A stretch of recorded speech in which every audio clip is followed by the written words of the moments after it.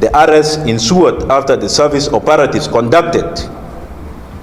extensive intelligence pursuit to appropriate information from any individual within or out of the country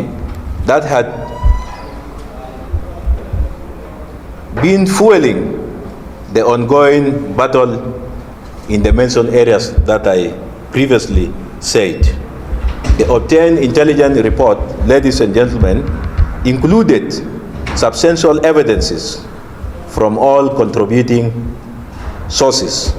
which all of you knows the National Security Service has got the capacity, both the intelligence and human intelligence, both technical and human intelligence, which were firstly subjected to thoroughly analysis and first checking until were deemed accurate, and thus amounted to arrest and detention of the individuals. I would like to take this opportunity to welcome all of you في مكتب جهاز الأمن الوطني جناح داخل the headquarters of the ISB, and I bring to you greetings from the Director General of Internal Security Bureau, General Charles Church, and also the entire leadership of the Internal Security Bureau. And I also want to thank you for responding very quickly to take coverage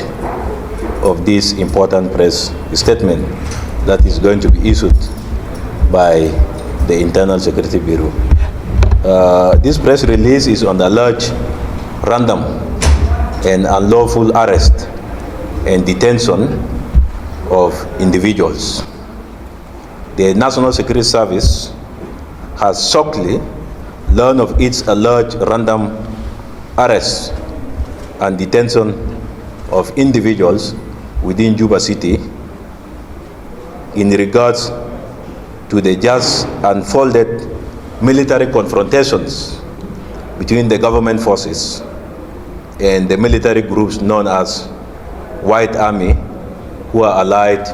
to the Splm-Io. Undeniably, the National Security Service, Internal Security Bureau, has arrested and detained several individuals believed to have verified links to the spiraling military confrontation that has just unfolded within the towns of Nasir and Ulang and their surroundings. Ladies and gentlemen of the press, the arrest ensued after the service operatives conducted extensive intelligence pursuit to appropriate information from any individual within or out of the country that had been fueling the ongoing battle in the mentioned areas that I previously said. The obtained intelligence report, ladies and gentlemen, included substantial evidences from all contributing sources, which all of you knows the National Security Service has got the capacity, both the intelligence and human intelligence, both technical and human intelligence, which were firstly subjected to thoroughly analysis and first checking until were deemed accurate, and thus amounted to arrest and detention of the individuals, which is on the other hand part and parcel of the National Security Service, all of you are aware, is to protect the revitalized agreement on the resolutions of the conflict in the Republic of South Sudan, RRCs, signed in 2018. Ladies and gentlemen, in addition, these arrests are not targeting in nature. We are not targeting any nature, either along regional or geographical, ethnic, or political connection. It has nothing to do with that. The move is piloted as a prerogative of the National Security Service as stipulated under Section 54 and 55 of the National Security Act 2014 as amended 2024 in order to effect Section 7.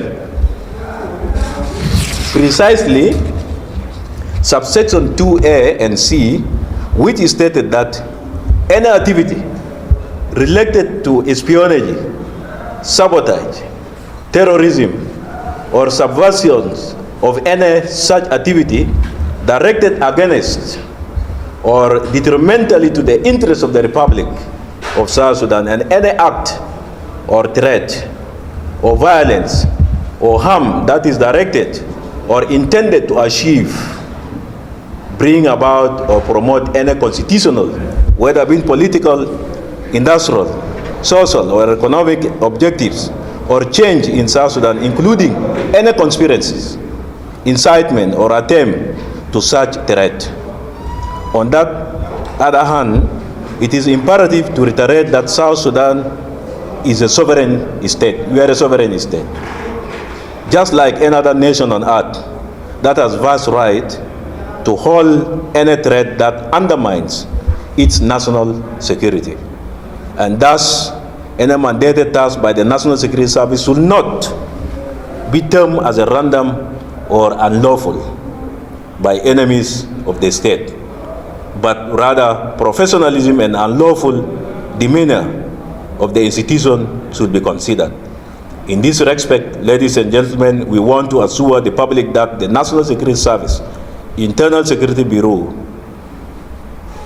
and other law enforcement agents are fully aware of these developments and thus are taking all necessary but critical action, including arrests, to address the situation, and most importantly, and it is best interest of the National Security Service to ensure that any act of abuse or powers and insubordination by any law